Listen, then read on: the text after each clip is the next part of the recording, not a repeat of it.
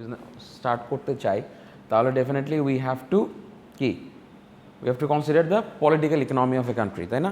Because একটা দেশের থেকে যখন আমি আরেকটা দেশে যাব তখন কিন্তু পলিটিক্যাল সিস্টেমটা কিন্তু অনেক ম্যাটার করে। বিকজ পলিটিক্যাল সিস্টেমটা যদি আমরা করি, কারণ আমাদের ফেভারেবল না হয়, ধরেন এই যেরকম শ্রীলঙ্কার কথা চিন্তা করেন, শ্রীলঙ্কার পলিটিক্যাল সিস্টেমটা ফেভারেবল না, যে কারণে গভর্নমেন্টের অনেক প্রবলেম হচ্ছে, অনেক they are facing a lot of difficulties. Because দেখা যাচ্ছে যে ওখানে কারেন্সি ইস্যুস হচ্ছে, তারপর গভর্নমেন্টের যে রুলস অ্যান্ড রেগুলেশনস বা গভর্নমেন্ট যে স্ট্র্যাটেজিক ডিসিশন মেকিং সবগুলোতে প্রবলেম, মানে ওরা যেটা করছিল they have done some mistakes. এখন কিন্তু কী হচ্ছে, এটা পলিটিক্যাল ইনস্টেবিলিটি হয়ে গেছে as well as economic instability. Sri Lanka is one of the best examples. শ্রীলঙ্কায় কিন্তু অনেক ফরেন ইনভেস্টমেন্ট ছিল বিকজ অফ লাইক ধরেন আপনার ট্যুরিজমের জন্য, স্পেশালি আপনার ট্যুরিজমের ক্ষেত্রে Sri Lanka has a lot of foreign investments ছিল আর কি, ঠিক আছে? বাট এই ফরেন ইনভেস্টমেন্টের ক্ষেত্রে, ট্যুরিজমের ক্ষেত্রে করতে গিয়ে but the main problem happen যে ওরা অনেক বেশি ইনভেস্ট করে ফেলছে, মানে দে র্যান ইনটু ডেটস, অনেক বেশি লোন করে ফেলছে বাইরের দেশের থেকে, এবং ওদের কাছে ক্যাশ শর্টেজ হয়ে গেছে। ওদের যে পে করবে ওই পে করার মতো ওই ক্যাশ শর্টেজটা হয়ে গেছে, যার কারণে দে কুডেন্ট পে দেয়ার ডেটস। এই কারণে ওরা কাইন্ড অফ পুরো কান্ট্রিটাই ব্যাংক্রাফট হয়ে গেছে। ব্যাংক্রাফট মানুষ কখন হয়ে যায়? যখন আর আমার লায়াবিলিটিস বা ডেপস পে করার মতো অ্যাবিলিটি থাকে না, তাই না? মানে I have ran out of cash and I have my assets have been যেগুলো হয়ে গেছে সব কিছুই আর কুলাচ্ছে না। তো এটা একটা সিস্টেম। তো এখান থেকে আমরা দেখতে পাচ্ছি যে পলিটিক্যাল স্টেবিলিটি বা ইকোনমিক স্টেবিলিটি যদি না থাকে, সেক্ষেত্রে ফরেন ইনভেস্টমেন্টের ক্ষেত্রে বা ইন্টারন্যাশনাল বিজনেসের ক্ষেত্রে এটা বড় একটা মেজর ড্রব্যাক, ঠিক আছে?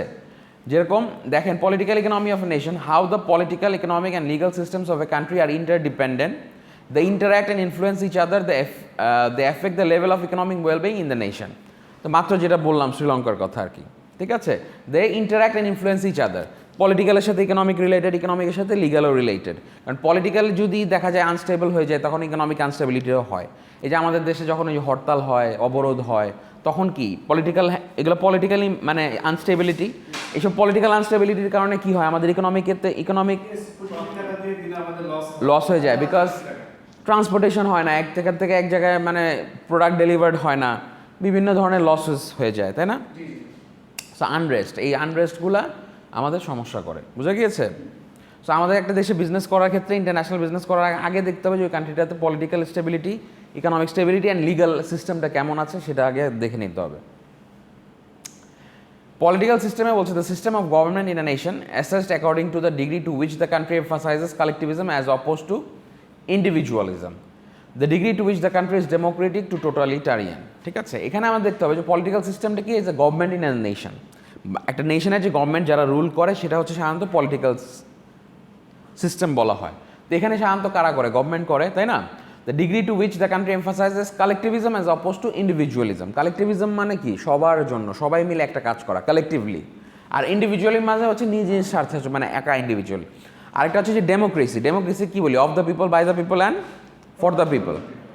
ডেমোক্রেসি মানে ডেমোক্রেটিক কান্ট্রি, বাংলাদেশ তো আমরা বলি ডেমোক্রেটিক কান্ট্রি। আরেকটা হচ্ছে যে টোটালিটারিয়ান, মানে অটোক্রেটিক বা টোটালিটারিয়ান বলে। আর টোটালিটারিয়ানটা হচ্ছে যে স্বৈরশাসক যেটাকে বলে, স্বৈরশাসক যারা একনায়কতন্ত্র, হ্যাঁ, যেরকম আপনার নর্থ কোরিয়াতে আছে, হ্যাঁ সেটা। তারপর আবার চীনে যেরকম আছে মানে কমিউনিস্ট পার্টি, যে ওরাই শুধু করবে,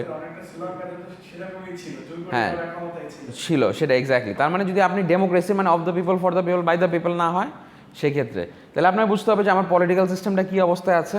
যদি টোটালিটারিয়ান হয় তাহলে কি ওই দেশের, মানে আপনার বুঝতে হবে যে এখানে পিপলদের রাইটস নাই, মানে চাইলেই তারা যে কোনো they can't make any decisions. তার মানে টোটাল রাইট, মানে টোটাল মানে পাওয়ারটা কার উপরে ডিপেন্ড করে? ওই গভর্নমেন্ট বডিটার উপরে ডিপেন্ড করে।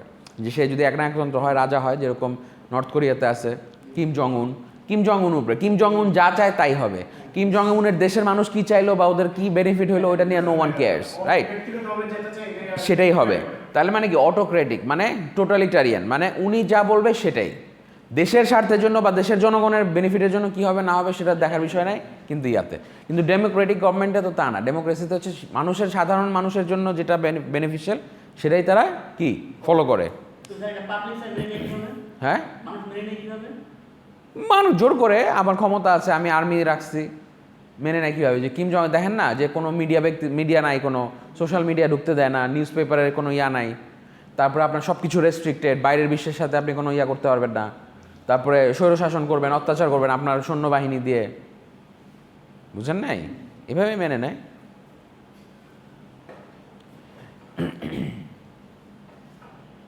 তারপরটা দেখেন, ফলো করতে পারতেছেন? তারপরে বলতেছে যে collectivism. Collectivism stresses the primacy of collective goals over individual goals. তার মানে কি?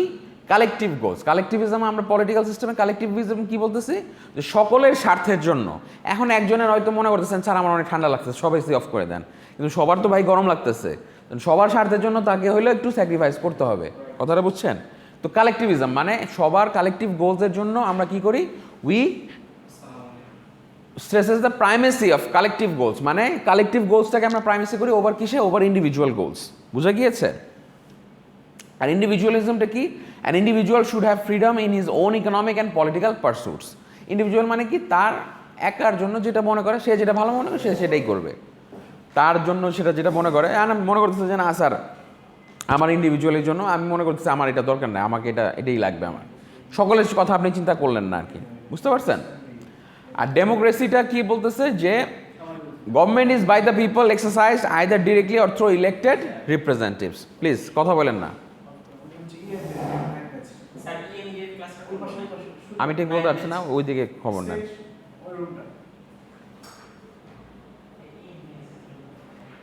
EMBA এর ক্লাস আমাদের তো এখন কি ও আচ্ছা আচ্ছা রেগুলার। হ্যাঁ, তাহলে দেখেন টোটালিটা ডেমোক্রেসিতে বলছে government is by the people exercised either directly or through elected representatives, যেটা সাধারণত যে মানুষের ভোটের মাধ্যমে যারা এসে একটা দেশকে রুল করে, কান্ট্রিকে রুল করে, সেটা হচ্ছে সাধারণত আমরা কি ডেমোক্রেসি বলতেছি। আর টোটালিটারিয়ানিজম হচ্ছে one person or one political party or political party exercises absolute control over all spheres of human life and prohibits opposing political parties. মানে টোটালিটারিয়ান বুঝে অটোক্রেটিক রুলার বলে, যে তার ইচ্ছা মতো সে যা করবে, এক না একতন্ত্র করবে, যেভাবে যা ইচ্ছা করবে সেটা করবে। তাহলে ওই দেশে যদি আপনি বিজনেস করতে যান, ইন্টারন্যাশনাল বিজনেস করতে যান, আপনার তো 10 বার ভাবতে হবে, কারণ কালকে যদি সে মনে করে যে না আমার এটা দরকার নাই, তাহলে কিন্তু আপনি শেষ। ঠিক আছে? কারণ আপনি কেউ মানে সে তো ওই যে মানে কালেকটিভিজম মানে দেখবে না, সবার বেনিফিটটা সে দেখবে না, সে তার কথা চিন্তা করবে, তার মনে হচ্ছে এটা দরকার নাই, সে দরকার নাই। বাট জনগণ যদি মনে করে যে না, কিন্তু আমাদের বাংলাদেশের কথা চিন্তা করেন, ডেমোক্রেটিক কান্ট্রি, এখানে বিজনেস করতে গেলে সবার সর্বসাধারণের কথা চিন্তা করেই আমরা করা লাগে। বা আরও উন্নত দেশে আমেরিকা আছে, কানাডা আছে, যেখানে ইলেক্টেড রিপ্রেজেন্টেটিভ গভর্নমেন্ট বডি থাকে আর কি। তো বুঝতেছেন যে পলিটিক্যাল সিস্টেমটা কেন ইম্পর্টেন্ট একটা দেশে বিজনেস করার ক্ষেত্রে। আচ্ছা, what is an economic system? There are 3 types of economic systems. কি 3টা ধরনের ইকোনমিক সিস্টেমস আছে। ফার্স্ট অফ হচ্ছে মার্কেট ইকোনমিক্স। তো all productive activities are privately owned and production is determined by the interaction of supply and demand. তাহলে এখানে বলতেছে যে মার্কেট ইকোনমিক্স একটা ইকোনমিক সিস্টেমের মধ্যে, পলিটিক্যাল সিস্টেমে আমরা 4টা দেখলাম, রাইট? এখন ইকোনমিক সিস্টেমে দেখেন কি বলতেছে, 3 ধরনের আছে। একটা হচ্ছে মার্কেট ইকোনমিক্স। মার্কেট ইকোনমিক্স মানে কি? সব কিছু হবে কি প্রাইভেটলি ওন্ড, মানে স্বায়ত্তশাসিত বা গভর্নমেন্টের ওনার কিছু থাকবে না, সব কিছু হবে প্রাইভেটলি ওন্ড, এবং এটার প্রাইস সব কিছু ডিপেন্ড করবে ডিম্যান্ড অ্যান্ড সাপ্লাইয়ের উপরে। বুঝে গেছে? যেরকম ধরেন এখন আমাদের কি এখন অনেক কিছু আছে না গভর্নমেন্ট ওন্ড, যেরকম মানে ইলেকট্রিসিটি গভর্নমেন্ট ওন্ড, তারপরে আপনার গ্যাস গভর্নমেন্ট ওন্ড, এগুলোও থাকবে না, চাহিদার উপরে ডিপেন্ড করবে। যদি চাহিদা বেশি থাকে দেখা যাবে যে প্রাইস বেড়ে যাবে, বা চাহিদা কম থাকলে প্রাইস কম হবে, এরকম স্বায়ত্তশাসিত থাকবে না আর কি। বুঝতে পারছেন? বা গভর্নমেন্ট ওন থাকবে না। মার্কেট ইকোনমিক্স টোটালটাই ফ্রি মার্কেট ইকোনমি, যেটাকে বলে ফ্রি মার্কেট। এখানে কোনো গভর্নমেন্টের ইন্টারভেনশন থাকবে না, মানে সব কিছুই ডিপেন্ড হবে প্রাইস ডিম্যান্ড অ্যান্ড সাপ্লাইয়ের উপরে। Price will be determined by demand and supply.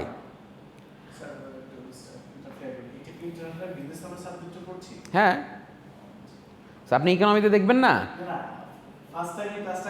ও আচ্ছা, ও আচ্ছা আচ্ছা, ও বুঝতে পারছি। আরেকটা হচ্ছে what is an economics command economics. Command ইকোনমিক্সে যদি দেখেন, government plans the goods and services that a country produces, the quantity that is produced and the prices as which they are sold. Command ইকোনমিতে হবে government will make all the decisions. সাধারণত যেটা ওই যে autocratic রুলে হয়, ঠিক আছে? Autocratic বা কমিউনিস্ট পার্টি যেরকম চাইনিজ গভর্নমেন্ট সব কিছু ডিসাইড করে দেয় যে আমার কান্ট্রিতে কতটুকু কী গুডস প্রডিউস হবে, সেন্ট্রালি ডিসাইডেড। যে কোনো ফ্রি মার্কেট নাই যে কম বেশি, সেটা না। গভর্নমেন্ট যেটা ডিসাইড করে দিবে, যেভাবে যেটা জিনিসটাকে ডিসাইড করবে ওভাবে জিনিসটাকে ইমপ্লিমেন্ট করা হয়। Exactly, command economics opposite of free market economy বা মার্কেট ইকোনমি। মার্কেট ইকোনমি হচ্ছে টোটালটাই মার্কেটের উপরে ডিপেন্ডেন্ট, আর কমান্ড ইকোনমির উপরে হচ্ছে যে টোটালটাই গভর্নমেন্ট ডিসাইডেড। আরেকটা হচ্ছে মিক্সড ইকোনমি, এই দুইটার মিক্সড, মানে কিছু থাকবে গভর্নমেন্ট, কিছু থাকবে মালিকানাধীন। যেরকম আমাদের যেরকম আমরা হচ্ছে মিক্সড ইকোনমি, কারণ আমাদের যেরকম কিছু আছে গভর্নমেন্ট, কিছু আছে ফ্রি মার্কেট, ঠিক আছে। মিক্সড ইকোনমিটাই বেটার, কারণ সব কিছু, এখন আপনার আর্মিকে তো আপনি চাইলে আপনার আর্মি সে আপনার ডিফেন্সকে তো আপনি চাইলেই মানে প্রাইভেটাইজেশন করা যাবে না। তারপরে আপনার যেগুলো আমাদের দেশের ন্যাচারাল স্কেয়ার্স রিসোর্সেস, যেরকম ফুয়েল, হ্যাঁ, স্কেয়ার্স রিসোর্স, গ্যাস, ইলেকট্রিসিটি, এগুলো যদি গভর্নমেন্ট কোঅর্ডিনেট না করে এটা তো ডিফিকাল্ট, মানে you cannot manage this.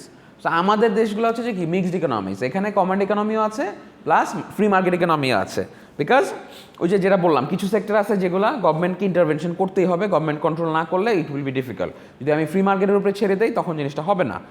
Otherwise আবার কিছু জিনিস আছে যেটা আমার ফ্রি মার্কেটের উপরেই ছাড়তে হবে, যেরকম আমার গুডস অ্যান্ড সার্ভিসেস যেগুলো আমার ফ্রি মার্কেটের উপরে। তারপরেও কিন্তু অনেক সময় ফ্রি মার্কেটের উপরে যখন ওই যে সিন্ডিকেট হয়ে যায়, সিন্ডিকেশনটা হয়, তখন কিন্তু গভর্নমেন্ট ইন্টারভেনশন করে। ওই যে অনেক সময় ওই যে চাল মজুত করে ফেলে, বা অনেক সময় যে পেঁয়াজ মজুত করে ফেলে, তেল মজুত করে ফেলে, এগুলো গভর্নমেন্ট ইন্টারভেনশন না করলে ফ্রি মার্কেটের উপরে যদি ছেড়ে দেয়, দেখা যাবে তারা আর্টিফিশিয়াল শর্টেজ ক্রিয়েট করে জিনিসের দাম বাড়ায় ফেলতেছে, রাইট?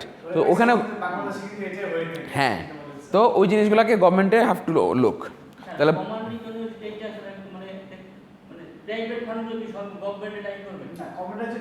কমান্ড ইকোনমিক্সের ক্ষেত্রে প্রাইভেট ফার্ম বলে কিছু থাকবে না, সব কিছু গভর্নমেন্ট ওন থাকবে, সেন্ট্রালি ডিসাইডেড, মানে নিজস্ব ওনার কিছু থাকবে না যে আপনি নিজে ওন করতেছেন সেটা কিছু না। হ্যাঁ আছে না, এই যে নর্থ কোরিয়াতেই তো আছে, এরকম আছে না। মিক্সড ইকোনমি ডেফিনেটলি, কারণ সব কিছু গভর্নমেন্ট একবারে ফুললি কন্ট্রোল করতে পারে না, আবার সব কিছু টোটালটা আপনি প্রাইভেট ইকোনমির মানে প্রাইভেট মার্কেটের উপরে ডিমান্ড সাপ্লাইয়ের উপরে ছাড়তে পারেন না। হ্যাঁ, সব কিছু এ টু জেড গভর্নমেন্ট যা বলবে ওইটাই। ইনকাম ভালো, কিন্তু কোনো এই জন্য তো নর্থ কোরিয়া তো কোনো দেশ যায় না। কোনো নর্থ কোরিয়া আছে, কোনো নর্থ কোরিয়ার তো কোনো প্রগতিশীল নাই। আপনি হয়তো নর্থ কোরিয়ার সাথে সাউথ কোরিয়া দেখেন, সাউথ কোরিয়া কত আগায় গেছে, বড় বড় কত কোম্পানি, স্যামসাং, ওদের টেকনোলজিক্যালি ওরা কত অ্যাডভান্সড। তো ওয়ারাজ নর্থ কোরিয়া এখনও দেখেন কত লেট ব্যাক, ওরা খালি ওই যে যুদ্ধ বিমান টিমান ওই যে কি মিসাইল টিসাইল বানায়, এগুলো বানায়, আর ওদের দেশের লোকজনের অবস্থা কতটা শোচনীয় একবার দেখেন, ওদের ইকোনমির অবস্থা।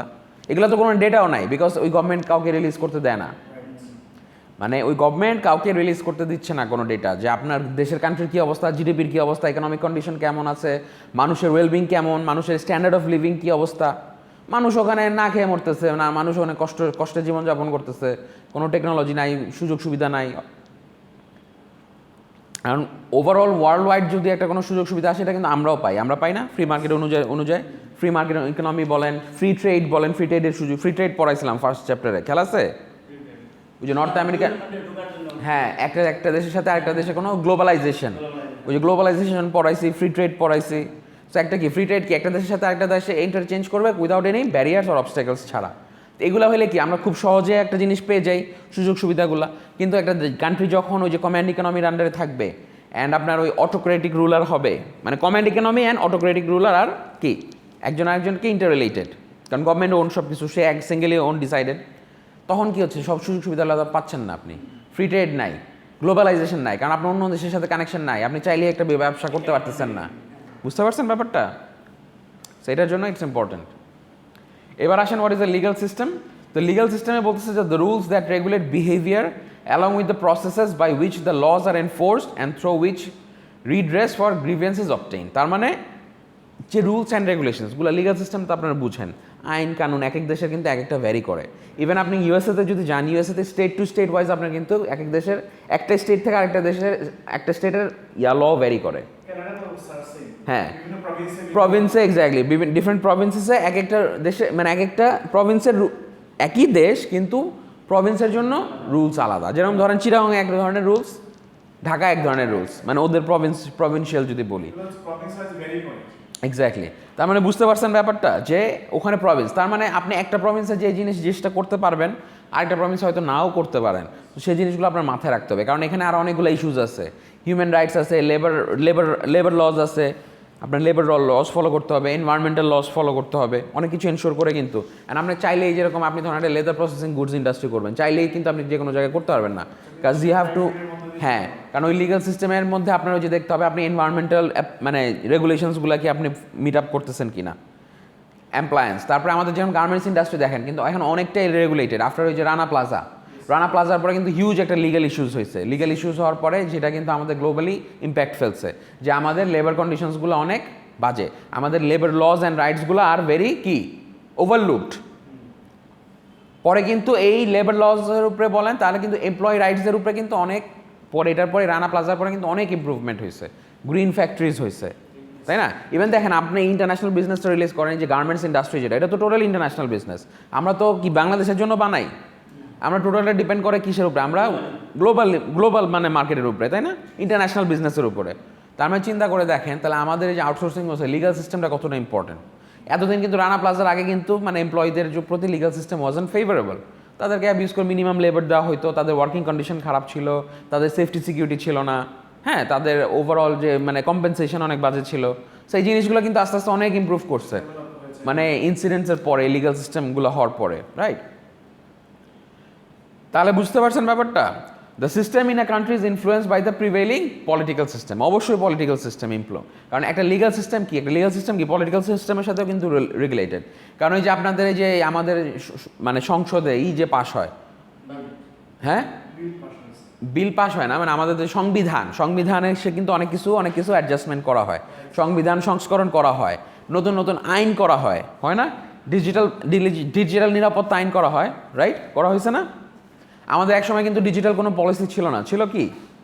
তো আমাদের কিন্তু because of the need of the nation as well as বলেন কারেন্ট সিচুয়েশনের উপরে বেস করে we have come up with the কি ডিজিটাল লস, তাই না? আগে যেরকম ডিজিটাল নিরাপত্তা আইন বলতে কিছু ছিল না, সাইবার ক্রাইম হইতো, ওইগুলো নিয়ে we didn't have anything. So এই জিনিসগুলো অ্যামেন্ডমেন্ট করা হয়েছে, রাইট? সো এই জিনিসগুলো লিগালের সাথে পলিটিক্যালও related. Legal systems are important for business because they define how business transactions are executed, identify the rights and obligations of parties involved in business transactions. তাহলে দেখেন legal সিস্টেমটা মানে লিগাল সিস্টেমটা ইম্পর্টেন্ট বিকজ দেখেন আপনি একটা লিগাল সিস্টেম অনেকগুলো কিন্তু রুলস অ্যান্ড রেগুলেশনস থাকে, আপনি কিভাবে বিজনেস করবেন, কেমনে বিজনেস করবেন, আপনার ট্যাক্স রেট কেমন হবে, কর্পোরেট ট্যাক্স দিবেন, হ্যাঁ, তারপর আপনার ডকুমেন্টেশন কী হবে, আপনি যদি এনলিস্টেড হইতে চান, স্টক মার্কেট এনলিস্টেড হবেন, সেটার জন্য কি এগুলো রুলস অ্যান্ড রেগুলেশনসগুলো কে সেট আপ করে? Obviously set up by the political government, তাই না? অ্যান্ড এই লিগাল সিস্টেমটা কার উপরে ডিপেন্ড করে? অবভিয়াসলি গভর্নমেন্ট যেটা ডিসিশনস নেয়। সো ডেফিনেটলি আপনি যখন বিজনেস করতে যাবেন, আপনি যদি এখন দেখেন একটা অ্যাপ্লাই করলেন, আপনি স্টক মার্কেট অ্যাপ্লাই করতে চান, আপনি এনলিস্টেডে হইতে পারলেন না, বছর পর বছর চলে গেল, আপনি তো ক্যাপিটাল রেজ করতে পারবেন না, মেজর ড্রব্যাক, তাই না?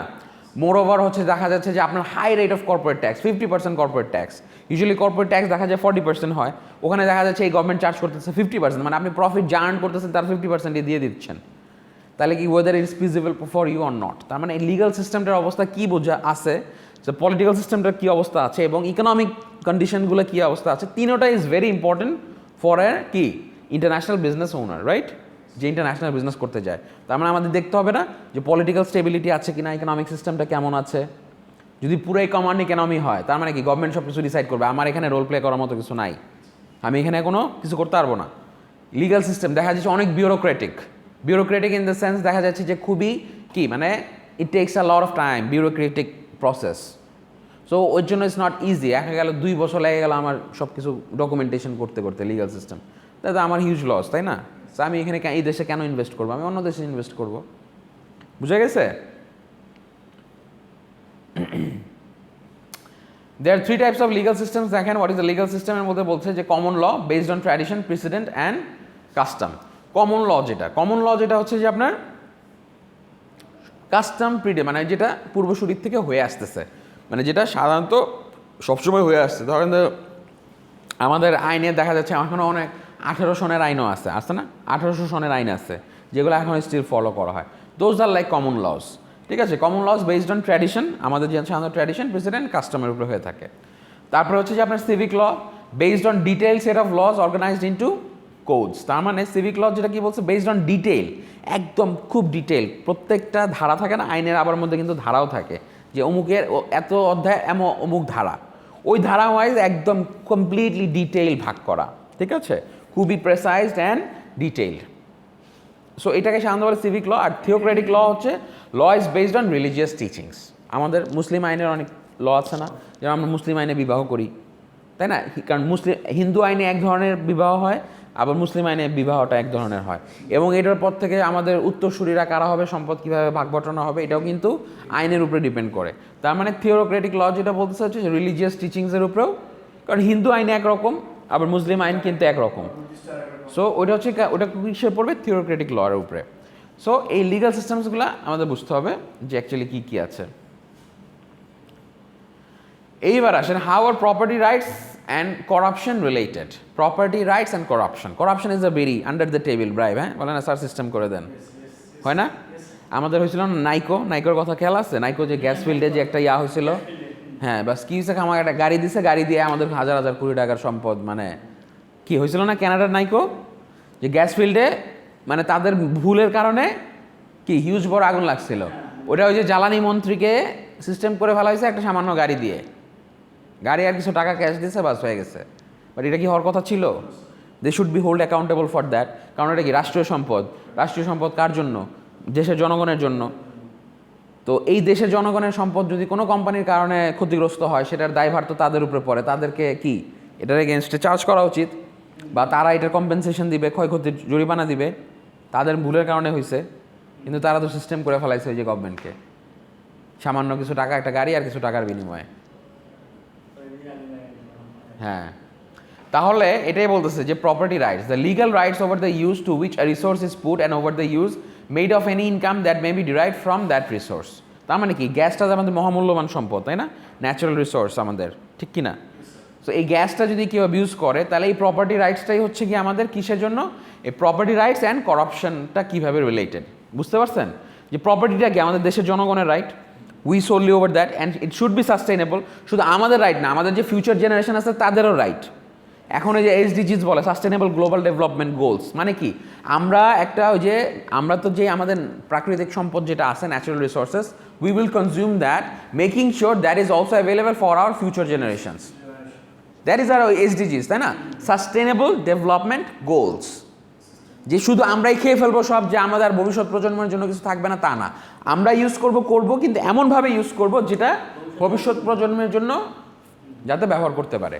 That's why they are coming up with কি রিনিউয়েবল এনার্জিস, তাই না? এই যে গাড়ি আসতেছে, হাইব্রিড গাড়ি আসতেছে, তারপরে আমরা সোলার থেকে ইয়ে করতেছি, উইন্ডের থেকে করতেছি, ওয়াটার ফোর্স থেকে করতেছি, এগুলো রিনিউয়েবল।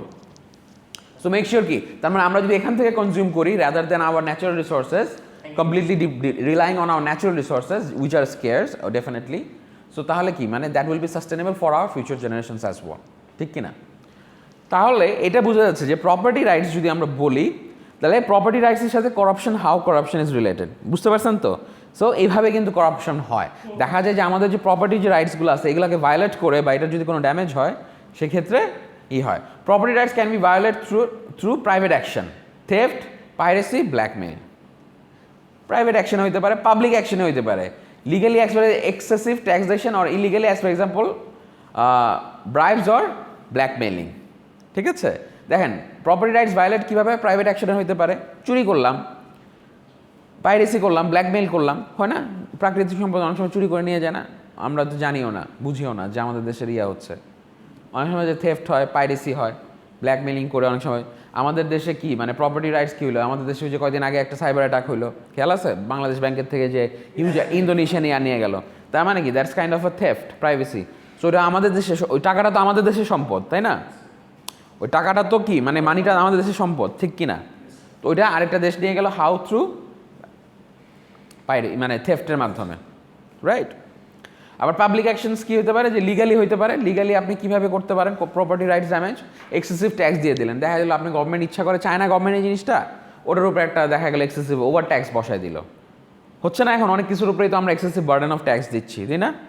ভ্যাট দিচ্ছি, এমনি ট্যাক্স তো দেই, আবার ভ্যাট দিচ্ছি, ভ্যাটও আবার অনেক হাই, আবারও কি এক্সাইজ ডিউটি আরও কি অ্যাড করে। আর ব্রাইবস আর ব্ল্যাকমেইলিংয়ের কথা তো বললাম, এই যে ব্রাইবস যেটা আন্ডার দ্য টেবিলে যে ঘুষ দিয়ে আর কি যেটা করে, ক্লিয়ার? আচ্ছা, এখানে যেটা বলতেছে, how are property rights and corruption related, the foreign corrupt practices act makes its illegal for US companies to bribe foreign government officials to obtain or maintain business over which that foreign official has authority. বুঝতে পারছেন? এই যে দেখেন, foreign corrupt practices অ্যাক্টই করে দিচ্ছে USA. কারণ ইউএসএসের যে বড় বড় কোম্পানিজগুলো আছে এরা দেখা যায় বিভিন্ন যে ডেভেলপিং কান্ট্রিগুলোতে যায় বা আন্ডার ডেভেলপ কান্ট্রিতে যেয়ে তারা এই ম্যাল প্র্যাকটিসগুলো করে। ম্যাল প্র্যাকটিসগুলো করে কি তারা because they are powerful. Multinational company কিন্তু অনেক পাওয়ারফুল একটা কোম্পানি, তাই না? এখন যদি সাপোজ মাইক্রোসফট যদি বাংলাদেশে আসে, তো মাইক্রোসফট কি definitely a powerful company. So ও মাইক্রোসফটের কি অনেক they will exert a lot of power to the Bangladesh government. So দেখা যাবে তারা অনেক কিছু কন্ট্রোল করার ট্রাই করবে, ব্রাইব করবে, এই করবে সেই করবে। এইসবের কারণে দেখেন ফরেন করাপ্ট প্র্যাকটিসেস অ্যাক্টই করে দিচ্ছে ইউএস গভর্নমেন্ট, যাতে এই মাল্টি ন্যাশনাল কোম্পানিগুলো অন্য অন্য দেশে যে এই ধরনের ম্যাল প্র্যাকটিসগুলো না করতে পারে। বুঝতে পারছেন? ইলিগাল প্র্যাকটিসগুলো না করে।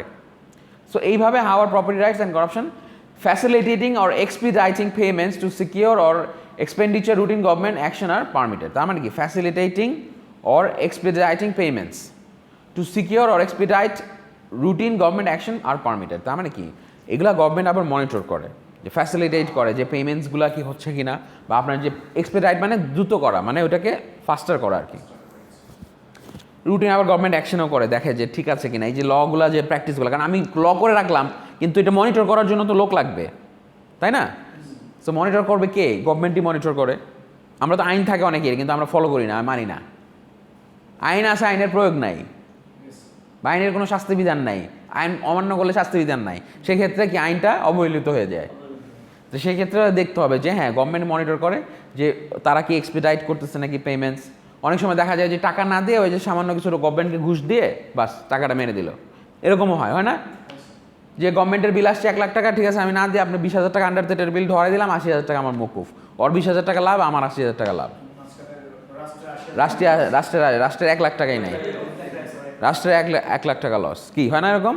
এই জিনিসগুলো যে এক্সপেডাইট করতেছে কিনা পেমেন্টস, তারপর secure routine government action are permitted. বুঝতে পারছেন ব্যাপারটা? Which countries are most corrupt? তাহলে দেখেন এখানে মোস্ট করাপ্টের মধ্যে সবচেয়ে বেশি আছে হচ্ছে গিয়ে মানে র্যাঙ্কিংস অফ করাপশন আছে, এটা একটা 2010-এর ডেটা, দো অনেক আগে, যেরকম সোমালিয়া, ঠিক আছে, তারপরে ইরাক, কঙ্গো, মানে আস্তে আস্তে এগুলো হচ্ছে বেশি করাপ্টেড, যেগুলো হচ্ছে সাধারণত, তারপরে ইন্দোনেশিয়া, ইজিপ্ট, ঠিক আছে। করাপশন ইন্ডেক্স 10, ক্লিন আছে কোনগুলো দেখেন, 10 হচ্ছে যে 10 ইজ ইকুয়ালস টু ক্লিন, আর 0 আছে টোটালি করাপ্ট। হ্যাঁ, সবচেয়ে বেশি ক্লিন কে? নিউজিল্যান্ড, কারণ এদের ইন্ডেক্স অনেক হাই। তারপরে কি Finland, Japan, United kingdom, USA, this R very কি লেস করাপ্টেড কান্ট্রিজ। তারপর ফ্রান্স। আস্তে আস্তে যত নিচের দিকে নামবেন মানে ইন্ডেক্স স্কোর যত কম, যার তত কি বেশি করাপ্টেড। যেমন সোমালিয়া, বাংলাদেশের নাম এখানে আসতে পারে, অস্বাভাবিক কিছু না। আসে নাই আপনাদের, মানে আনি নাই আর কি, মানে খারাপ দেখা যায় তো ব্যাপারটা। হ্যাঁ করতে হবে, কিন্তু আবার কোন সময় কে কি মাইন্ড করে বুঝেন নাই। তা আমি একটু মানে ডেমোক্রেটিক রোল প্লে করার ট্রাই করলাম আর কি, বুঝেন নাই। তা how can intellectual property be protected? So intellectual property is very important, ঠিক আছে। Intellectual property is very important. কেন? ইন্টেলেকচুয়াল প্রপার্টি কিন্তু এখন দেখেন আমরা কিন্তু সবাই, যত ডেভেলপ কান্ট্রিজ আছে they are moving towards the tertiary sector, তাই না? টার্সিয়ারি সেক্টরের দিকে বিজনেস করছে। তো টার্সিয়ারি সেক্টরে যদি মুভ করি তাহলে আমাদের ইন্টেলেকচুয়াল প্রপার্টি কিন্তু ইজ ভেরি ইম্পর্টেন্ট। কেন? দেখেন ইন্টেলেকচুয়াল প্রপার্টি কি আমাদের যে রাইটস আছে সেটাকে সেভ করে। Property that is product of intellectual activity. Patents হইতে পারে, যে আপনি কোনো একটা জিনিস উদ্ভাবন করছেন, সেটার একটা পেটেন্ট করছেন, ওটা যাতে অন্য কেউ কপি না করতে পারে। যে কোনো একটা টেকনোলজি হইতে পারে, উদ্ভাবন করছেন, যাতে ওটা অন্য কেউ সাথে সাথে কপি না করতে পারে। আপনি একটা জিনিস করলেন, ওটা আরেকজন কপি করে ফেললো, তাই তো হলো, ওটা একটা প্রোটেক্টেড রাইট থাকে। তারপর আপনি একটা ধরেন কোনো মিউজিক হইতে পারে, কোনো একটা সফটওয়্যার আপনি তৈরি করতে পারেন, ওই সফটওয়্যারটা কি কপিরাইট দিয়ে প্রোটেক্ট করা হয়, তাই না? মিউজিক, সফটওয়্যার যেগুলো কি কপিরাইট দিয়ে প্রোটেক্টেড থাকে। সো এগুলো কেন? এগুলাই হচ্ছে যে ইন্টেলেকচুয়াল প্রপার্টি রাইটসগুলো প্রোটেক্টেড থাকে। তা আপনি যদি একটা দেশে বিজনেস করতে যান, সেখানে যদি ইন্টেলেকচুয়াল কপি হয়ে যায়, সাধারণত আমাদের বাংলাদেশে যেরকম বই দেখা যায়, নীল খেতে গেলে রে ভাই, মানে আমরাই করি ইনসেলফ, আমরা কয়জন অরিজিনাল বই কিনি? আমাদের যে বইটা আমরা ইউজ করি, ওই এটার টাকাটা অরিজিনাল অথর কয় টাকা পায়? সব তো কপি হয়। ওরা অরিজিনাল একটা বই কিনে, ওইটারে কিনে 100, মানে ওটারে দিয়ে ছাপাইতে থাকে উড়াদুরা, মানে কি এটা? That's a violation of copyright act. You cannot do it, it's illegal. Because আপনি যে বইটা ওই যে নীল ক্ষেতের থেকে মানে 3,000 বা 4,000 টাকার বই মাত্র 200 টাকা দিয়ে কিনতেছেন, ঠিক আছে? এটা তো ভায়োলেশন অফ দ্য কপিরাইট, কিন্তু আমরা আমাদের দেশে এটাই নর্ম হয়ে গেছে, দেখার কেউ নাই, আইন আছে আইনের প্রয়োগ নাই। হ্যাঁ, কারণ আমাদের দেশে উই ক্যানট অ্যাফোর্ড, আমরা কি পারবো একটা 4,000-5,000 টাকা দিয়ে একটা বই কিনা, তো আমাদের পসিবল না। সেই জন্য গভর্নমেন্ট এটা নিয়ে মাথা ব্যথা না। বাট চাইলে যে কেউ এটা কিন্তু লিগালি সু করে দিতে পারে যে আমার বই আপনি এভাবে কপি করে বিক্রি করতেছেন, ইউ আর নট, মানে ওই বাইরের রাইটাররা যদি আসে দেখে ওর বই এমনি নীল খেতে বিক্রি হচ্ছে, তাহলে তো হইছে খবর, সু করে দেবে ডাইরেক্ট। কিন্তু বাংলাদেশে সু করলে লাভ নাই, মানে ওই দেশে আর কি, এই জন্য কেউ সু করেও না, জানে এইসব করে লাভ নাই বাংলাদেশে। হ্যাঁ ওটাই। পেটেন্টস দেখেন, পেটেন্টস কি বলছে, exclusive rights for a defined period to the manufacture, use or sale of that invention. So একটা পেটেন্টস কি একটা এক্সক্লুসিভ রাইট একটা ডিফাইন্ড পিরিয়ড অফ টাইমের জন্য, একটা for a certain period of টাইমের জন্য আপনি ইউ ক্যান কি ইউজ দ্যাট। তারপরে আরও বলতেছে যে copyrights the exclusive legal rights of authors, composers, playwrights, artists and publishers to publish and disperse their work as they see fit. বুঝতে পারছেন? তাহলে কপিরাইট যেটা বললাম বইয়ের কথা, পেটেন্টসটা হচ্ছে যে আপনার যে কোনো একটা ইনভেনশন, যে আপনি কোনো একটা ইনভেনশন করছেন সেটা ইউজ করবেন। আর কপিরাইটসটা কি, যে আপনি কোনো কিছু কি করতেছেন, যে কোনো কিছু পাবলিকেশন বা যে কোনো আর্টিস্টিক ওয়ার্ক, হ্যাঁ, ওর আপনার পাবলিশার্স বা কম্পোজার্স, যেটা মিউজিকের ক্ষেত্রে আপনার সাধারণত কপিরাইট হয়। তারপর ট্রেডমার্কস কি, যে ট্রেডমার্ক থাকে না, হোলোগ্রাম ট্রেডমার্ক করা থাকে, যে ট্রেডমার্ক থাকলে ওই নামে আর কেউ কিছু করতে পারবে না, কারণ ট্রেডমার্কের উপরেও কিন্তু অনেক কিছু ডিপেন্ড করে। আর আপনি দেখা গেল একটা ট্রেডমার্ক ইউনিলিভার কপি করে সবাই বেচতেছে, কই পারে না তো। ইউনিলিভারের লোগোটা বা ট্রেডমার্কটা কেউ কপি করে বেচতে একদম সাথে সাথে লিগালি সু করে দিবে বা লিগালি ওটার অ্যাকশনে যাবে। সো ট্রেডমার্কটা কিন্তু protected. Design and names by which merchants or manufacturers designated and differentiate their products. আমরা যদি একটা পণ্যের গায়ে লেখা দেখি যে ইউনিলিভার, আমরা কিন্তু একটা আস্থা পাই না, যে না ইউনিলিভারের প্রোডাক্ট তো ভালো, কারণ ওটা আস্থাটা কোথেকে আসে, ফ্রম দের ব্র্যান্ড ভ্যালু। তেন ওই রামশ্যাম যদুমধু সবাই যদি ইউনিলিভারের নাম দিয়ে বেচা শুরু করে, তাহলে তো আপনি দেখবেন যে কার বদনাম হবে, বানায় তো ব্র্যান্ড ইমেজটা কার খারাপ হচ্ছে, ইউনিলিভারের। তো ইউনিলিভার এটা দেখতে হবে, কারণ ওরা 2 নাম্বার প্রোডাক্ট দিয়ে দেখা যাবে ইউনিলিভার যে ব্র্যান্ড রেপুটেশনটা ক্রিয়েট করছে বা ব্র্যান্ড ইমেজটা তৈরি করছে, সেটা হ্যাম্পার্ড হবে কার মাধ্যমে, বিকজ অফ দিস ইস্যুস, তাই না? তাহলে এই জিনিসটা হ্যাজ টু বি কি টেকেন কেয়ার অফ, আদারওয়াইজ তো প্রবলেম।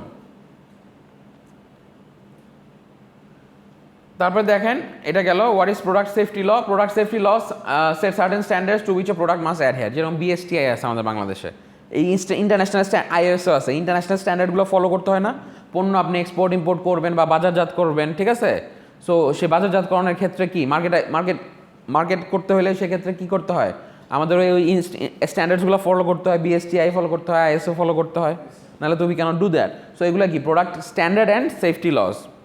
তারপর product liability involves holding a firm and its officers responsible when a product causes injury, death or damage.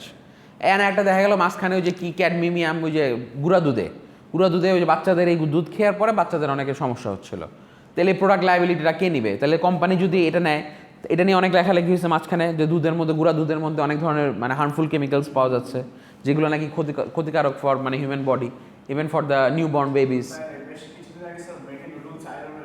হ্যাঁ, তো এরকম যদি মানে বড় কোম্পানিজগুলো যদি এরকম হয়, হ্যাঁ, তাহলে মানে ইজ ইট তো এটা তো it's unexpected. So who is going to take the liability for this, তাই না? তাহলে আমাদেরকে তো এনশিওর করতে হবে someone takes the liability for this, ঠিক কি না? তাহলে এই প্রোডাক্ট লাইবিলিটিগুলো কিন্তু আমাদেরকে কি মেনটেন করা লাগবে, আদারওয়াইজ তো মানে কি তাই তো কোনো নাই। সো ডেফিনেটলি যখন এই বিজনেস করতে যাবেন এগুলো আপনার দেখতে হবে যে স্ট্যান্ডার্ডগুলো মেনটেন করে কিনা তারা, যে কতটুকুন, আবার প্রোডাক্ট লাইবিলিটিসগুলো কে নেয়, এই জিনিসগুলো কনসিডার করেই কিন্তু আপনি ব্যবসা করতে হবে। কারণ যদি হাই স্ট্যান্ডার্ড থাকে, অ্যান্ড বাংলাদেশের একটা প্রোডাক্ট যেমন প্রাণী যায়, যদি অনেক হাই স্ট্যান্ডার্ডের প্রোডাক্ট হয়, তাহলে তো দে উইল ফেল, তাই না? তো তখন ওদের চিন্তা করতে হবে, they will have to give a second thought যে অ্যাকচুয়ালি আমরা এখানে ইনভেস্ট করবো কি করবো না, কারণ এদেশের রুলস অ্যান্ড রেগুলেশনসগুলো অনেক স্ট্রিক্ট, ওদের যে স্ট্যান্ডার্ডসগুলো আছে, কপিরাইটস, বাংলাদেশে কপিরাইট অরম, আমরা পাইরেটেড সফটওয়্যার ব্যবহার করি। আপনি ইউএসএতে যান, পারবেন না দেখেন তো একটা কপিরাইটেড সফটওয়্যার ব্যবহার করতে পারেন কিনা, খবর করে যদি ধরতে পারে খবর করে ছেড়ে দিবে। হ্যাঁ, বাংলাদেশে সব পাইরেটেড, কোনো সফটওয়্যার বলেন, বই বলেন, কোনো ব্যাপার না।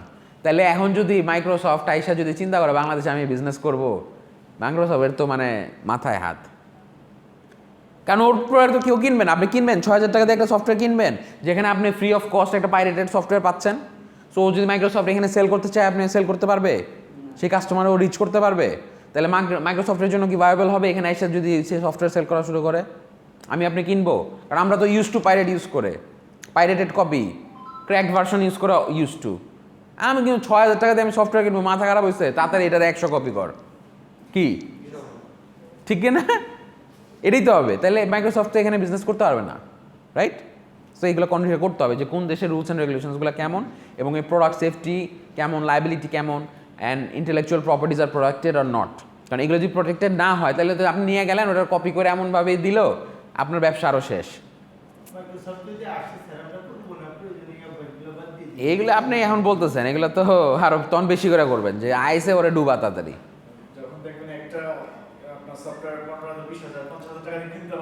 তখন কিনবেন, exactly. Safety and product liability important. দেখেন কেন product safety and liability important কেন? এতক্ষণে তো আমরা মোটামুটি একটা কোয়েশ্চেন পেয়ে গিয়েছি, যে না অ্যান্সারটা পেয়েছি যে কেন ইম্পর্টেন্ট। আরও দেখি, does the high cost of liability insurance in the US make American companies less competitive? তার মানে যদি দেখেন অনেক সময় লাইবিলিটি থাকে ইন্স্যুরেন্সের, সো এগুলো কি লেস কম্পিটিটিভ হয়ে যাবে না? তো তারা যদি কোনো সফটওয়্যার আসে বাংলাদেশে, সে সাপোজ এখানে, তো এই জিনিসগুলো যদি সেফটি বা ইন্স্যুরেন্সগুলো না হয়, প্রোডাক্ট সেফটিগুলো বা প্রোডাক্ট লাইবিলিটিগুলো, তখন কি হবে যে এই জিনিসগুলো তো ওদের জন্য ট্রাবলসাম হবে, তখন they won't be able to do the business, ঠিক কি না? মোর ওভার, যে is it ethical to follow host country standards, হ্যাঁ, when product safety laws are stricter in a firm's home country than in a কি foreign country? তার মানে is it ethical to follow host country standards, মানে আমাদের host country মানে যেই দেশের কোম্পানিটা এসে অন্য জায়গায় বিজনেস করবে, when product safety are stricter in a firm's home country, আমার দেশে যদি প্রোডাক্ট সেফটি লসগুলো অনেক বেশি স্ট্রিক্ট হয়, তাহলে তো আমার অন্য দেশে গিয়ে কমপ্লাই করতে ইজি হবে, কমপ্লায়েন্সটা ইজি হয়ে যাবে না, ঠিক কি না? কারণ আমি তো আমার দেশের রুলস অ্যান্ড রেগুলেশনসগুলোই ফলো করে আসছি। বলে না যে আমার ঘরের নিয়ম কানুন যদি দেখা যায়, ঘর থেকে যদি আমাকে অনেকভাবে ডিসিপ্লিন হই, তাহলে আমি বাইরে গেলেও কি ডিসিপ্লিন থাকবো, ঠিক কি না? ব্যাপারটা তো তাই। কারণ আমাকে তো শিক্ষা তৈরি করা হয়েছে ওভাবে যাতে আমি খুব ডিসিপ্লিন। আর্মিরা এত ডিসিপ্লিন হয় কেন? কারণ তাদের ঘরেই তাদেরকে শিক্ষাটাই এভাবে হয়, যে কারণে আর্মি বাইরে গেলেও অনেক ডিসিপ্লিন। সো ব্যাপারটা হচ্ছে এরকম, is it ethical? Host country স্ট্যান্ডার্ডসগুলো যদি অনেক স্ট্রিক্ট হয়, তাহলে তারা দেখা যায় যে সেই ক্ষেত্রে তারা ফরেন কান্ট্রিতে গিয়েও ওই জিনিসটা মেনটেন করার ট্রাই করে। সিঙ্গাপুরে গেলে যেরকম ফরেন লসগুলো অনেক স্ট্রিক্ট, ঠিক আছে? মানে আপনার হোস্ট কান্ট্রি যেগুলো রুলস অ্যান্ড রেগুলেশনসগুলো, সিঙ্গাপুর এত উন্নত কেন? সিঙ্গাপুর তো অনেক ছোটো একটা, জাস্ট একটা দ্বীপের মতো, তো সিঙ্গাপুর এত উন্নত কেন?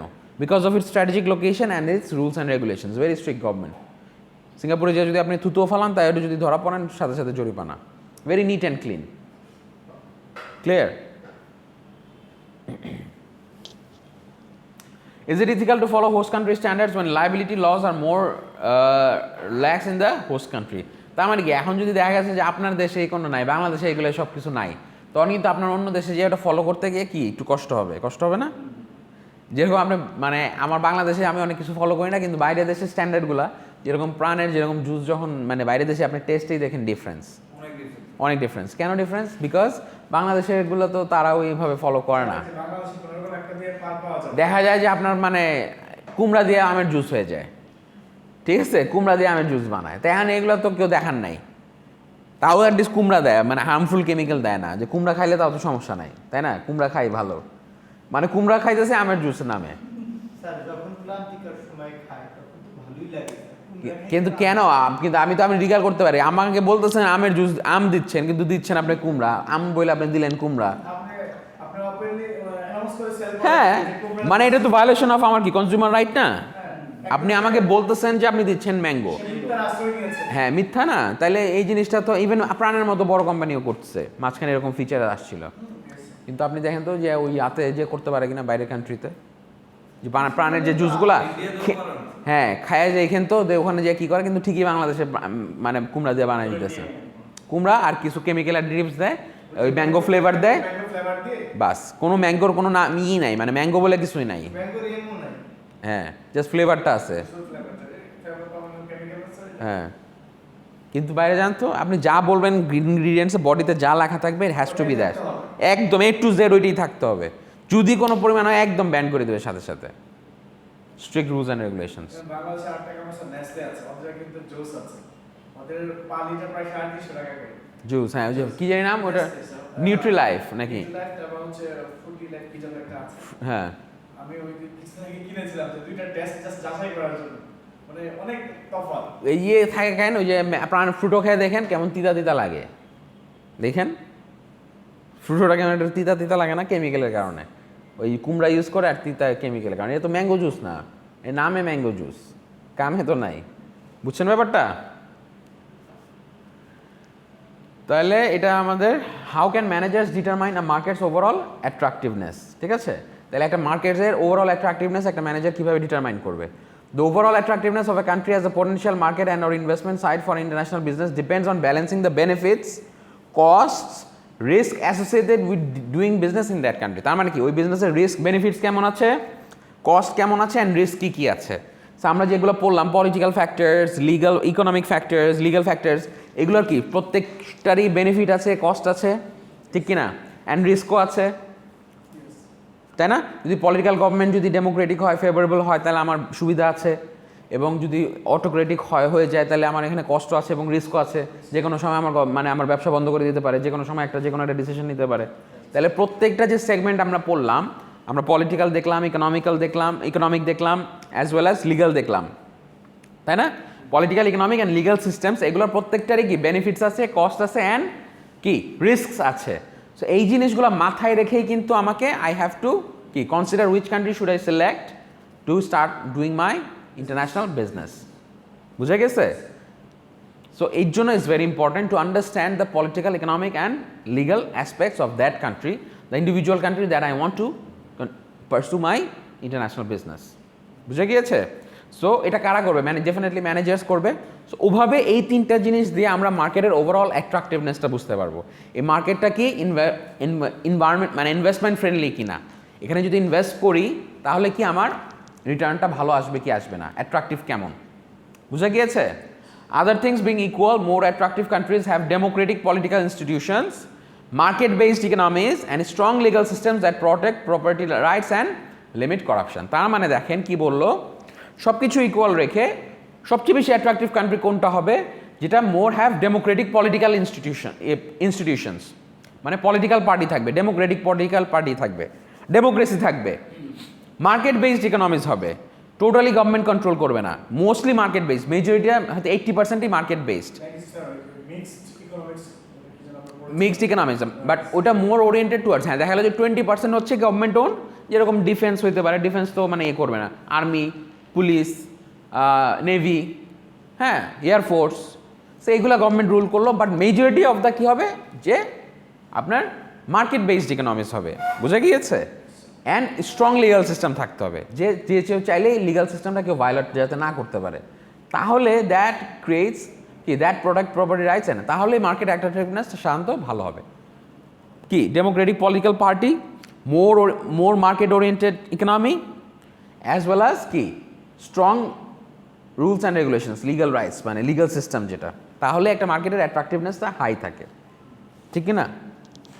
যে আইন সবার জন্য সমান, তখনই তো আপনি চিন্তা করবেন যে না আমার এগেনস্টে যে কেউ ফেভারিটিজম পাবে না, তাই না? যে আইনটা যদি সবার জন্য সমান হয় তখন কিন্তু সবাই কি সেফ ফিল করবে না? তা একটা কিছু ভায়োলেশন হইলেও যে না একজন যে একজন ওর ক্ষমতা আছে দেখে বা ওর টাকা আছে দেখে যে ও একটা কিছু করবে পার পেয়ে যাবে না, কারণ এটা সবার জন্য সমান, তাহলে তো আপনি সেফ ফিল করবেন, ঠিক কি না? আর যদি মনে না ও তো যা ইচ্ছা তাই করতে পারবে, ওর টাকা আছে বা ক্ষমতা আছে, তখন তো আপনি সেফ ফিল করবেন না, কারণ আপনি চিন্তা করবেন যে আমার টাকা নাই বা আমার ক্ষমতা নাই, তা আমার কী হবে, ঠিক কি না? সো ব্যাপারটা হচ্ছে এটাই। সো দিস ইজ, এটা শেষ। আচ্ছা শুনেন, এখন তো 10টা বাজে, so I have another class আপনাদের, I will take another class, মানে একটা আপনাদের এক্সাম কবে? 16 তারিখে না? হ্যাঁ শুক্রবার। এই টাইমেই পড়ছে ক্লাস, টাইমটা কখন দেখেন তো, সময়টা কয়টার থেকে কয়টা পড়ছে?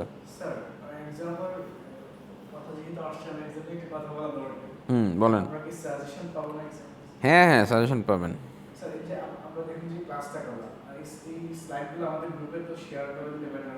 শেয়ার তো করছিলাম না, আজকে আবার দিয়ে দিব না। হ্যাঁ 24 তারিখে না, স্টার্ট হোক না রে ভাই, আপনি টাইম কবে থেকে পাচ্ছেন? 24 তারিখ এক্সাম, 3টা থেকে 4:30। তাহলে তো এত ভয়ের কিছু না, আপনি এত ভয় পেতেছেন কেন? 24 তারিখ এক্সাম, আজকে মাত্র হলো 10 তারিখ, আরো 14 দিন আছে।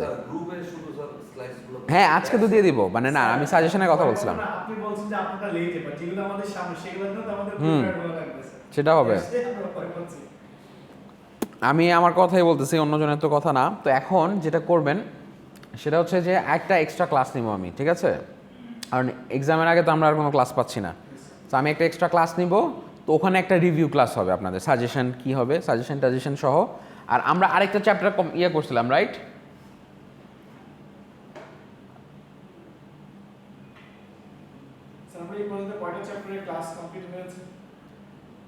আমাদের 3টা চ্যাপ্টারের হবে আর কি।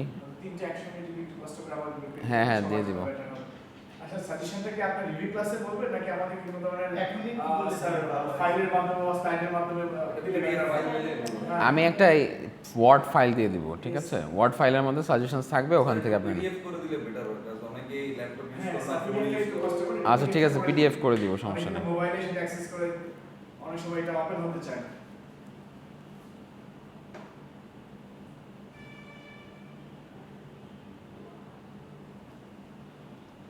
আর স্যার এক্সাম হ্যাঁ ফরম্যাট তো নোটিস দিয়েছি ফিজিক্যালি হবে। খুব সম্ভবত শুনেছি যে অনলাইনে হওয়ার সম্ভাবনা আছে। স্যার আপনি যদি এই ব্যাপারে কিছু বলবেন। আমার এই ব্যাপারে কিছু বলা নাই, অথরিটি যেটা ডিসিশন নেবে that will B the ultimate decision, তাই না? আচ্ছা আমরা এখানে আরেকটা জিনিস করছিলাম উইচ ইজ ভেরি ইম্পর্টেন্ট, ঠিক আছে? ইন্টারন্যাশনাল ট্রেড থিওরি, তাই না? ওই দিন আমরা ইন্টারন্যাশনাল ট্রেড থিওরি করেছিলাম না? তা আমাদের 2.5 চ্যাপ্টার কমপ্লিট। এখান থেকে এটা করছিলাম, খেয়াল আছে ওই দিন লাস্ট ক্লাসে আমরা এই যে এই পর্যন্ত করেছিলাম। অ্যাবসোলিউট অ্যাডভান্টেজ দেখছিলাম না? এই যে ওই যে Ghana south Korea absolute advantage দেখছি লাস্ট ক্লাসে।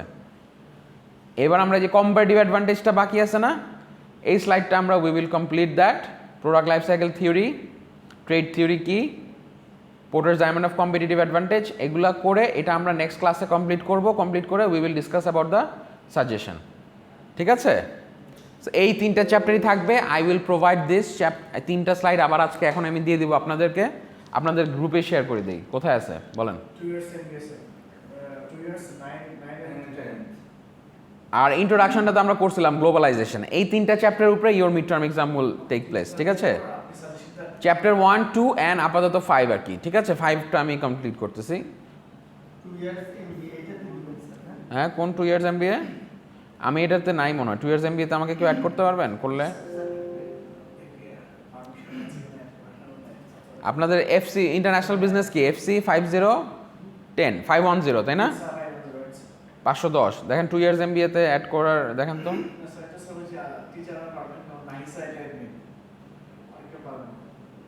এই জন্য আমি তো দিতে পারি না, আপনাদের খুঁজেও পাই না। আর অন্য কোনো গ্রুপে আছেন আপনারা কেউ? স্যার আমি সাপ্লাই চেইনে আছি মেজর। স্যার এমবিএ টু 10 ব্যাচও আছে। 10 ব্যাচ আছে? 10 ব্যাচ জি এমবিএ MBA 2 ইয়ার্স 9-10 একত্রে কম্বাইন্ড হচ্ছে। MBA 2 ইয়ার্স 9-10 একত্রে। তাহলে আমি নাইট স্যারকে বলে আমি ওই 3টা চ্যাপ্টার আপলোড করে দেব। সাপ্লাই চেইন মেজর আছে? না না সাপ্লাই চেইন মেজরে নাই। এই কোডগুলো দিলে আমরা পাবো। তাহলে হ্যাঁ বুঝতে পারছি, MBA 2 ইয়ার্স না, আমি নাইট স্যারকে বলবো না অ্যাড করে দিবে না। তাহলে এই 3টা চ্যাপ্টার দিয়ে দিব। শুনেন লাস্টে যেটা আছে এই যে স্যার একটা স্যার 1 2 and 5 1 2 and 5 হ্যাঁ। স্যার আমি আপনার নাম্বারটা সেভ আপনি আমাকে দিলে আমি শেয়ার করে দিতে পারবো।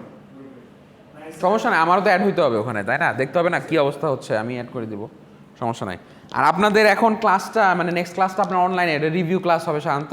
আর এখান থেকে জাস্ট কিছু যেটা বাকি আছে ওটা আমরা কমপ্লিট করব। এখন সবাই অনলাইনে কবে জয়েন করতে পারবেন সেটা বলেন। গ্রুপে দিয়ে দিন ওভাবে। না একটু জাস্ট আমি ওভারঅল ডিসকাস করে নিই আপনারা যেভাবে আসছেন, কারণ ওইটাতে আমি চাই সবাই অ্যাটেন্ড করুক। কারণ একটা অনলাইন ক্লাস হলে সুবিধাটা কি, অনেকে ঢাকার বাইরে আছে, কারণ তারা হয়তো যারা আসতে পারে না, কথাটা বুঝতে পারছেন? সেটাই অনেকে এক্স্যাক্টলি। তো আপনার মতো এক্স্যাক্টলি আপনার মতো অনেকে যারা আসতে হয়তো ব্যস্ততার কারণে আসতে পারে নাই। সো আমি যেটা I want to try to make sure that যে অ্যাটলিস্ট আমরা একটা রিভিউ ক্লাস নিব যেখানে আমরা কিছুটা লেকচার কমপ্লিট করবো, যেটা যতটুকুন বাকি আছে চ্যাপ্টার 5-এর ওই যে কম্পারেটিভ অ্যাডভান্টেজ, এই যে এটা আমাদের তো অর্ধেক পর্যন্ত হয়েছিল, তাই না? পোর্টারস ডায়মন্ড এই জিনিসগুলো বাকি আছে, ঠিক না? আমি আজকে সবাই আসছেন বিধায় ওই চ্যাপ্টারটা তাড়াতাড়ি কভার করে দিলাম আর কি, যাতে আপনার জন্য বুঝতে ইজি হয় আর কি। আর এটা আমি ওনাদের সাথে কন্টিনিউ করছিলাম, কিন্তু অলিনা স্যারেন ওই জিনিসটা আপনি স্টার্ট করলে আপনারা বুঝতেন না কিছু। আজকে যে ক্লাসটা যতটা মজা পাইছেন বা বুঝছেন ব্যাপারটা ইজিলি, ওটাতে স্টার্ট করলে এত ইজিলি বুঝতেন না, কারণ যদি আগে প্রিভিয়াস অ্যাডভান্টেজ, কারণ ওনাদেরকে আমি যে কম্পারেটিভ অ্যাবসলিউট অ্যাডভান্টেজটা বুঝাইছি, তারপর কম্পারেটিভ অ্যাডভান্টেজটা বোঝানোর কথা ছিল। তো যাই হোক, এটা আমরা নেক্সট ক্লাসে দেখবো। সো একটু প্রিপেয়ার্ড হয়ে আইসেন। এই স্লাইডটা আমি দিয়ে দিব, স্লাইডগুলো আপনারা দেখে আসবেন।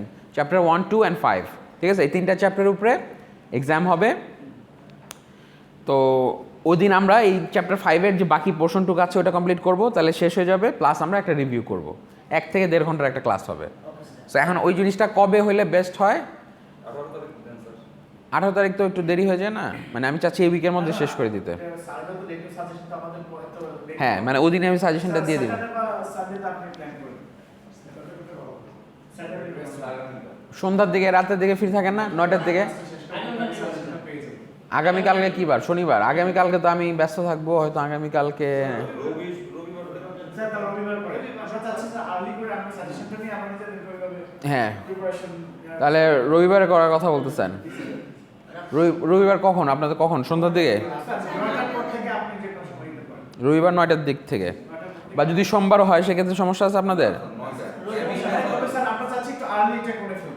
ওই তো রবিবার বা সোমবার আর কি। রবিবার ইন সাচ কেস যদি না হয় তাহলে আমি সোমবার, আমি এটা কনফার্ম করে দেবো গ্রুপে, যে আপনাদের সাথে ডিসকাস করে নিলাম, that will be our review class, ঠিক আছে? আর যেহেতু আমাদের কিছুটা বাকি আছে, ওটা অনেকেই ক্লাস আপনারা করেন নাই, কারণ ফার্স্টের দিকে তো কেউই আসতো না, 1 জন 2 জন, ঠিক আছে? সো তখন ইট ওয়াজ ডিফিকাল্ট, কারণ একটা জিনিস বারবার রিপিট করতে গেলে ক্লাসের ফ্লোটা আসে না। সো আমি যেটা করব সেটা হচ্ছে যে আপনারা চেষ্টা করবেন ওই দিন আমাদের সাজেশনটা। হ্যাঁ, এটা দিয়ে তাহলে 3টা কমপ্লিট, চ্যাপ্টারও কমপ্লিট হয়ে যাবে অ্যান্ড সাজেশনও কমপ্লিট হয়ে যাবে। ওদিন আপনাদের কী কী পড়বেন, কেমন ধরনের কোয়েশ্চেন্স, মেইনলি সাবজেক্টিভই হবে, অবজেক্টিভ না, বিকজ ফিজিক্যাল এক্সাম যেহেতু সাবজেক্টিভ হবে। এবং রিভিউ ক্লাসটা করব যাতে অনলাইনে যারা আছে তারা যাতে আসে এবং মোটিভেটেড হয় এসে এক্সাম, ফিজিক্যাল এক্সাম দেওয়ার জন্য। অনলাইনে দিবে অ্যাটেম্প করবে, তাদের জন্য কি হবে? কি অনলাইনে অ্যাটেন্ড করবে? অনলাইনের এখন কোনো কোশ্চেনই তো আসতেছে না, এখন সব physical class. Physical class, but somehow শুনেছি যারা দূরে তারা অনলাইনে অ্যাটেম্প করবে। এটা নিয়ে এখনো কোনো ডিসিশন হয় নাই, যদি হয় তাহলে আমি I'll be able to let you know, please. এইটা একটু সাজেশনটা ওইভাবেই মানে হ্যাঁ, ওটা অফ করে দেন।